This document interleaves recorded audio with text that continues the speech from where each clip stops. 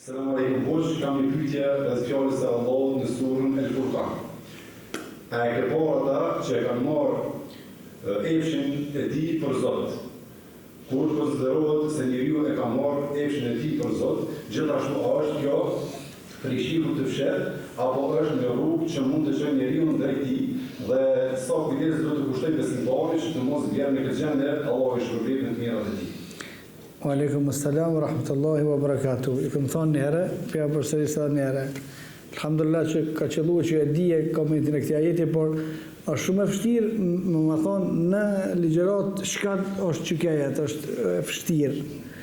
Për që ta qëtë lloj pyetje me mujt nëse dërgoni një javë përpara që me pas hapësinën me përgatit. Për shkak se jemi të fol për komentim të fjalëve të Allahut subhanahu wa taala dhe komentimi i fjalëve të Allahut nuk lejohet sipas menjes tone, përveç sipas asaj që ka ardhur në transmetim ose të pranuar sipas asaj që e njohin dietarët e sunetit të pejgamberit sallallahu alaihi wasallam. Kushdo që efshin e tij e ka marrë për Zot, kuptimi parimur është nëse i lën për shkak të epshit vet ato të cilat janë të domosdoshme ose të domosdoshme gjithmonë e kemi fjalën që del pi feje nëse se bën çato, nëse nuk e bën çato, ose i vepron për shkak të epshit të vet ato të cilat nëse veprohen del pi feje. Kjo është me marr komplet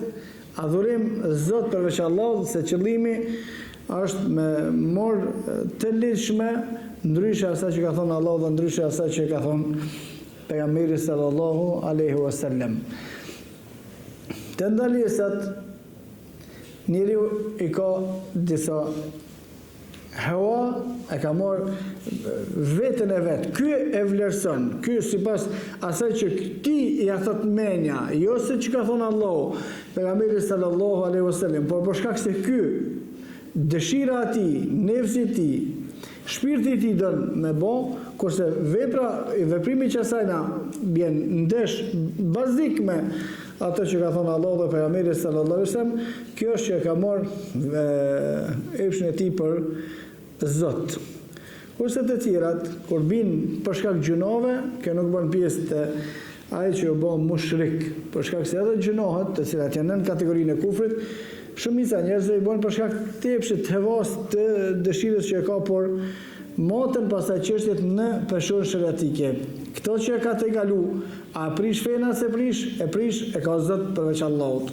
Këto që e ka veprua, a prish fena se prish, e ka marrë Zot përveç Allahut subhanahu wa taala. Dhe kjo është e njëjtë me atë që Allahu subhanahu wa taala ka thënë për ata priftat edhe ata rabinat, ittakhadhu ahbarahum wa ruhbanahum arbaba min dunillahi, kanë marrë Zot përveç Allahut.